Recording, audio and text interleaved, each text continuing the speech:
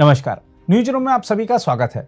National conference के उपाध्यक्ष उमर अब्दुल्ला ने आज केंद्र शासित प्रदेश जम्मू कश्मीर की कमान संभाल ली। 10 साल बाद जम्मू कश्मीर में निर्वाचित सरकार बनने से लोगों को भी बड़ी उम्मीदें हैं। देखना होगा कि नई सरकार जन अपेक्षाओं पर कितनी खरी उतरती है। हम आपको बता दें कि उपराज्यपाल मनोज सिन्हा ने मुख्यमंत्री और उनके मंत्रियों को पद और गोपनीयता की शपथ दिलाई। शेर कश्मीर इंटरनेशनल कन्वेंशन सेंटर में आयोजित शपथ ग्रहण समारोह के दौरान कड़ी सुरक्षा व्यवस्था की गई थी। शपथ ग्रहण समारोह में नेशनल कॉन्फ्रेंस के अध्यक्ष डॉक्टर फारूक अब्दुल्ला, लोकसभा में विपक्ष के नेता राहुल गांधी, उनकी बहन प्रियंका गांधी वाड्रा, समाजवादी पार्टी के अध्यक्ष अखिलेश यादव, द्रमुक सांसद कनिमोझी, माकपा नेता प्रकाश करात, भाकपा नेता डी राजा, सांसद सुप्रिया सुले और आम आदमी पार्टी के सांसद संजय सिंह आदि मौजूद थे। हम आपको बता दें कि कांग्रेस और नेशनल कॉन्फ्रेंस ने गठबंधन के तहत जम्मू कश्मीर विधानसभा चुनाव लड़ा था, लेकिन कांग्रेस सरकार में शामिल नहीं हुई है। इस मुद्दे पर नेशनल कॉन्फ्रेंस ने कहा है कि दोनों दलों के बीच कोई मतभेद नहीं है।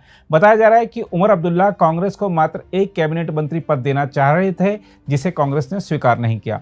कांग्रेस ने विधानसभा चुनाव में मात्र 6 सीटों पर जीत हासिल की है। कांग्रेस ने कहा है कि वह मंत्रिपरिषद में तब तक शामिल नहीं होगी जब तक जम्मू कश्मीर को पूर्ण राज्य का दर्जा नहीं मिल जाता। हम आपको बता दें कि उमर अब्दुल्ला मंत्रिमंडल में शामिल किए गए लोगों में जावेद राणा, जावेद अहमद डार, सतीश शर्मा, सुरेंद्र चौधरी और सकीना इतू शामिल हैं। सतीश शर्मा ने बतौर निर्दलीय उम्मीदवार जीत हासिल की थी। उन्होंने जीत हासिल करने के बाद नेशनल कॉन्फ्रेंस को समर्थन देने की घोषणा की थी।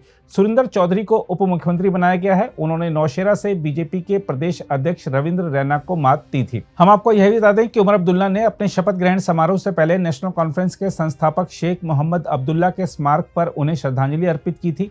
पठानी सूट और कोट पहने 54 वर्षीय अब्दुल्ला ने पार्टी संस्थापक के स्मारक पर फूल चढ़ाए।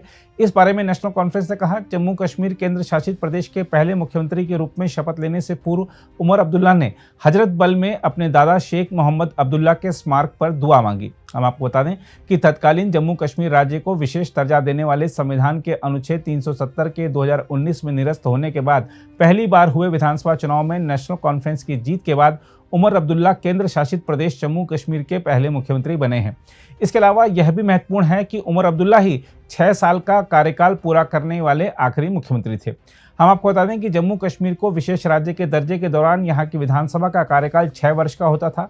शपथ लेने के बाद उमर अब्दुल्ला ने कहा है कि हम लोगों की समस्याओं को हल करने के लिए भारत सरकार के साथ मिलकर काम करने के लिए तत्पर हैं और ऐसा करने का सबसे अच्छा तरीका जम्मू कश्मीर को राज्य का दर्जा बहाल करके शुरू करना होगा। I came as a grandson just to place flowers on the grave of my grandfather, my grandmother.